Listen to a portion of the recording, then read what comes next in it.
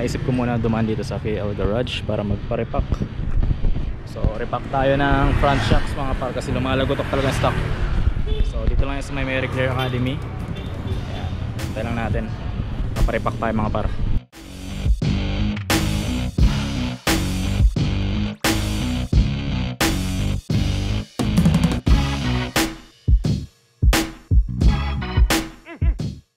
So yun guys, pinapon na yung lumang langas.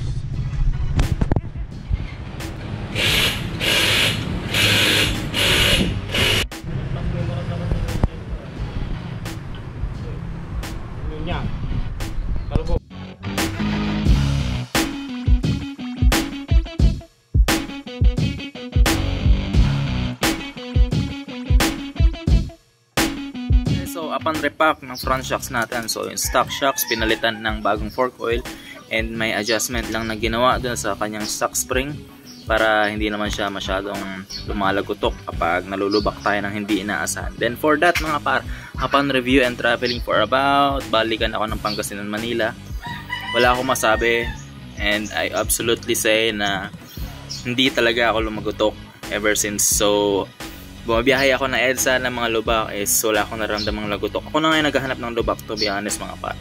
So I am not expecting this kind of performance sa stock shocks, since stock shocks to, and effective naman pala talaga yung pagpaparepack. So ipapakita ko sa inyo yung play na naganap, since marumi pa naman, kitang kita pa yung kaha ng inner tube kung saan, hanggang saan yung umabot ng shocks. So yun mga par, no, pasensya na medyo marumi.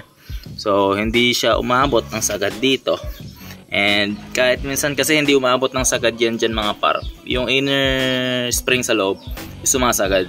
Pero upon for this tune, for myself, and sa preference na rin ng gumawa sa KL Garage, is naging successful naman yung pagpaparepack.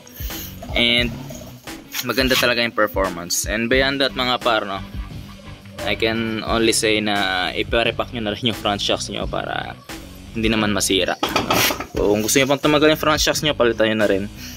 Kung wala pa tayong pambili ng LCM o JVT suspension, pero stock is good, pero LCM and JVT is much better. Charis, malay natin.